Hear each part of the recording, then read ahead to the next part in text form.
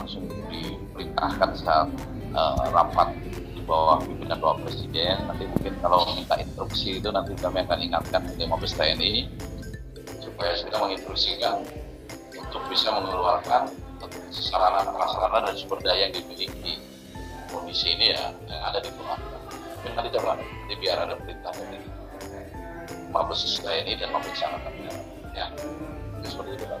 Misalnya dibagi sampai tingkat Kodim dan Polres.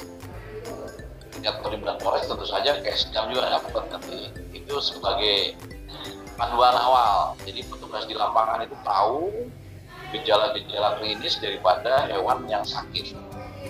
Nanti pelatihan secara nasional mau diadakan secara online. Nanti dari Satgas Nasional, nanti mau di tingkat Satgas daerah ya tinggal melanjutkan saja. Mungkin nanti Pak Kepala Dinas Pertanian Peternakan menyampaikan secara gini nanti perwakilan dari masing-masing Polres, Kodim mengikuti nanti oleh Danjubi dan Kapolres diturunkan lagi sampai bawah. Tapi sementara ini nanti buku sakunya akan sudah saya bawa, ini nanti saya bagikan. Itu sebagai dasar dulu aja pada saat sebelum ada testing. Tadi kan Pak Wiko udah cerita bahwa testing dalam minggu ini sudah akan hari ini sudah dirapatkan, menunjuk di mana komponen biayanya di mana. Tapi sebagai pegangannya Babinsa, Babinsa Aktifmas, buku saku itu. Ya. Oke, makasih Pak. Diduga terinfeksi dengan hewan yang monosehat. Memang idealnya adalah testing dengan laboratoris, tetapi seandainya tindakan tersebut membutuhkan waktu yang lama, kita bisa menganalog seperti zaman COVID. Tentunya kita bisa mendapatkan panduan bagaimana untuk mendeteksi dini tersebut. Ini yang menjadi PR.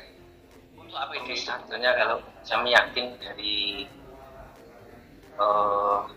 khususnya untuk TNI dan Polri, kita pasti sangat banyak di instansi rumah sakit yang tersebar dari COVID kemarin. Mungkin dengan aturan bisa izin mengeluarkan itu dengan aturan yang tanda kutip adalah semacam instruksi yang bisa mengeluarkan jasa APD yang kemungkinan besar kami yakin masih banyak yang sudah di instansi rumah sakit setempat. Demikian yang kami sampaikan atas pertanyaan dan masukannya. Terima kasih. Pak Renun Ibu dilatih Kementan di BPPKH Cinagara Bogor. Mohon izin saran Pak Sekda di slide 21.2 di strategi teknis. Mohon izin saran di Jawa Tengah ini kalau di dokter umum ada Ikatan Dokter Indonesia atau IDI, di dokter hewan ada Perhimpunan Dokter Hewan Indonesia atau PDHI, Perhimpunan Dokter Hewan Indonesia. Di Jawa Tengah sendiri terbagi menjadi 6 cabang sesuai ex-Wil Garsdenar. Jadi ada PDHI Jateng 1, 2, 3, 4, 5, dan 6.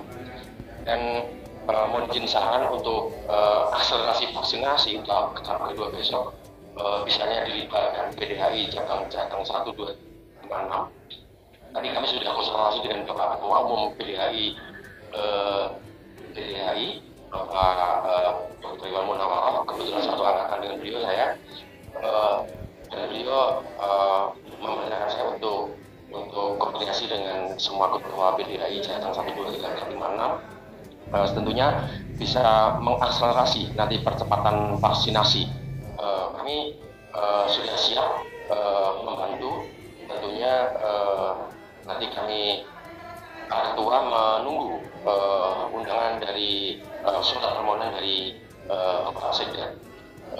Kemudian kami lakukan juga bahwa beberapa waktu yang lalu kami sudah memberikan pengarahan juga kepada rekan-rekan polisi di wilayah untuk pembekalan kaitan dengan tema, karena rekan-rekan di wilayah banyak yang belum sepemahaman tentang PMK.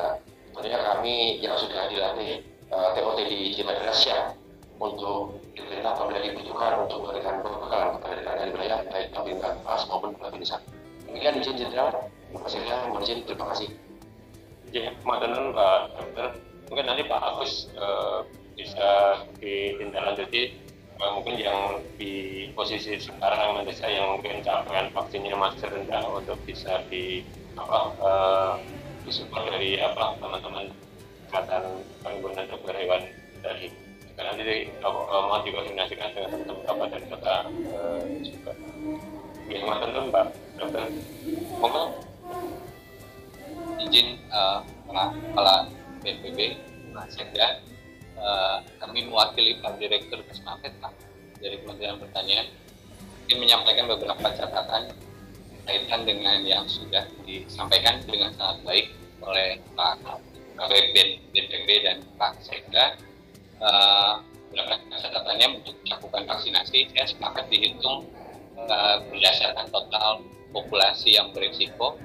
Kemudian data yang paling penting adalah sensitivitas dari data, karena ini yang paling menentukan seberapa efektif upaya penyerangan pasar di wilayah Jawa Tengah, yang utamanya pergerakan hewan berisiko penular. Dan mungkin kalau untuk tatanan antar kabupaten, pergerakan hewan ini menjadi salah satu yang sangat krusial. Sementara untuk di tingkat desa lebih hati-hati terkait dengan pergerakan orang dan barang gitu. Kemudian untuk strategi vaksinasi dibuat detail rencananya terkait dengan kebutuhan tim.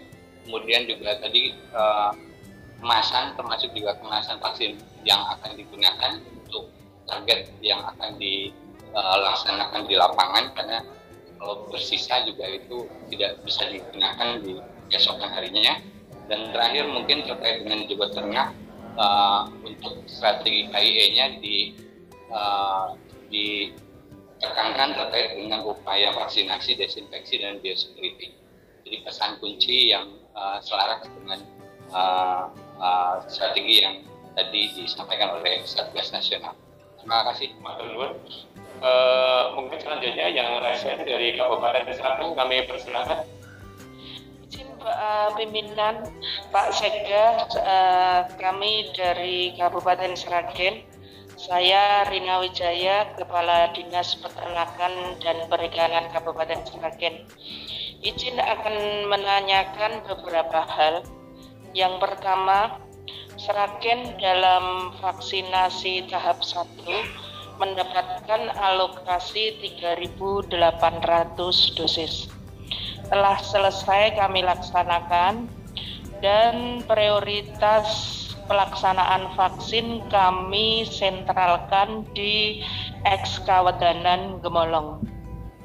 Kemudian untuk tahap kedua kami mendapatkan 5.000 dosis, dan kami prioritaskan untuk Ekskawedanan Gesi.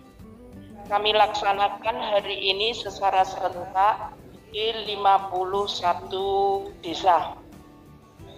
Perlu kami sampaikan bahwa pelaksanaan vaksinasi di Kabupaten Seragen, kami rekrut relawan vaksinator PMK yang terdiri dari TNI, Polri, PMI, BPBD, dan Mandiri. Ini kami bisa menyelesaikan insya Allah hari ini 5.000 dosis. Yang kami tanyakan, Kak, ketika jarak antara vaksin 1 dan vaksin 2 itu kan 4 minggu. Kalau kami memakai rumus itu, berarti belum seluruhnya di Kabupaten Seragen mendapatkan vaksin 1. Apakah diperkenankan apabila kami menyelesaikan vaksin 1 dulu, baru nanti menginjak ke vaksin 2? Kemudian pertanyaan yang kedua berkaitan dengan klaim potong paksa. alokasi anggarannya kan dari pusat, Pak. Diutamakan adalah yang untuk kematian pemotongan akan datang, bukan yang lampau. Nah, perhitungannya itu, cut-off-nya itu, apakah dihitung per tanggal hari ini, Pak? Kemudian yang ketiga, pertanyaan kami tentang kemasan vaksin. Selama ini kan dalam satu botol ada 100 dosis. Apakah memungkinkan kemasannya itu diperkecil sehingga kami mobilitas lebih tinggi? Kemungkinan ada sisa itu kecil, Pak. Kan eman-eman mubadir kalau kan harus sehari harus habis begitu.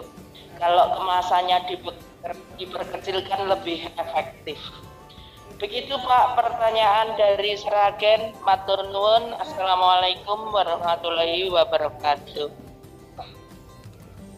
Waalaikumsalam warahmatullahi wabarakatuh. Mungkin saya jawab terkait dengan potong bersyarat, nanti Pak Wiku terkait vaksinnya.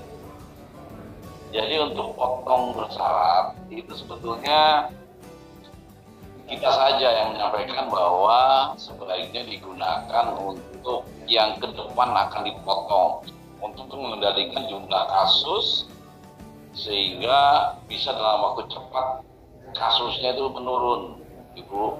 Ya, tetapi bukan berarti yang kemarin-kemarin yang sudah dipotong itu tidak dapat penggantian. Nah, tadi saya sampaikan cut-off-nya sementara mulai hari ini saja.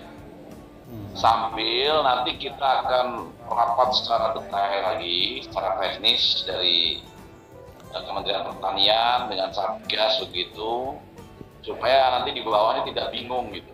Karena tentu saja dengan keluarnya keputusan Dirjen PKH kan masih bersifat umum, jadi perlu kita susun secara rinci gitu. Apa syarat-syaratnya yang untuk mendapat bantuan, bisa mendapat keputusan khususnya Sragen dari Kasatgas. Jadi dimulai hari ini saja didata dulu, sehingga nanti yang per hari ini yang dipotong dan ke depan itu bisa segera dapat penggantian yang tadi 10 juta itu. Sambil nanti yang sebelum-sebelumnya juga kita akan perhitungkan, termasuk yang sedang dibahas ini juga yang mati gimana gitu kan ke seluruh daerah. Mungkin itu ya Ibu Kadinkes Kepala Dinas Pertanian Kabupaten Sragen. Kemudian untuk masalah vaksin, silakan Profesor Wiku menjawab. Baik, terima kasih Kasatgas Bu Rina. Jadi untuk vaksinasi memang standarnya harusnya vaksin 1 dan vaksin 2 berbeda sekitar 4 sampai 5 minggu. Tetapi seperti tadi kami sampaikan, jumlah vaksinnya kan terbatas. Lebih baik kita melindungi ternak yang lebih banyak. Maka prioritasnya lebih baik diselesaikan vaksinasi satunya dulu untuk lebih banyak ternak. Karena dengan vaksinasi 1, otomatis imunitasnya sudah meningkat. Meskipun tidak tinggi dibandingkan kalau vaksinasinya double 2. Tapi kan kita harus melindungi dulu. Dan nanti seperti COVID sebenarnya akan bagus apabila schedule-nya tepat. Kurang tepat. Tetapi lebih baik kita melindungi lebih banyak dan usia dari ternak tidak seluruhnya panjang karena mungkin sudah akan dipotong dan seterusnya. Jadi berikutnya pertanyaan tentang dosis. 1 botolnya untuk 100 dosis itu memang karena pengadaan vaksinnya dengan bentuk yang seperti itu, dan itu tidak bisa dipisahkan untuk dibagi separuh dan seterusnya karena nanti akan rusak. Untuk ke depan kita akan mengusahakan supaya jumlah vaksin per botolnya bisa lebih kecil, terutama untuk peternakan rakyat. Kalau 100 ini cocok untuk peternakan swasta atau di suatu kompleks peternakan seperti sapi perah di koperasi, sehingga targetnya bisa tercapai. Untuk peternakan rakyat sebaiknya Ibu mengatur strateginya sehingga paling tidak dalam sehari 100 ternak itu bisa diselesaikan. Jadi pakai strategi penghitungan sehingga betul-betul semuanya habis dalam waktu 1 hari. Demikian, terima kasih. Oke, teman-teman, Pak Suryanto ke Prof itu mungkin sedikit tadi yang masalah penggantian uang ternak yang dipotong paksa itu mungkin mohon maaf Pak, saya mungkin menambahkan yang dimaksud adalah karena posisinya yang sudah mati lebih dulu itu kan bukan bagian upaya pencegahan. Kalau yang cut off setelah keluar regulasinya, karena ini adalah bagian untuk membujuk menginformasikan ke masyarakat itu kalau dipotong akan dapat bantuan dari pemerintah, itu yang maksudnya seperti itu Bu. Jadi bukan yang sudah dipotong sebelumnya tidak akan dapat penggantian, tapi adalah bagian kita istilahnya supaya masyarakat mau memahami upaya dari kita semua yang dimaksud itu. Satu lagi mungkin dari Blora kami persilahkan, monggo Pak. Dan yang masih jajal, sekali lagi saya mohon maaf. Jika demikian, wassalamualaikum warahmatullahi wabarakatuh. Waalaikumsalam warahmatullahi wabarakatuh. Ya, matur nuwun Pak, mungkin kami juga mohon maaf kalau data yang ada di Pemprov Jateng berbeda dengan data yang ada di teman-teman kabupaten kota. Kami juga mohon dari teman-teman juga karena teman-teman dari provinsi juga ngambil datanya dari sistem informasi, jadi kami mohon bantuannya juga untuk di Blora, tapi juga semua teman-teman di kabupaten kota adalah untuk mengupdate data itu secara tepat waktu.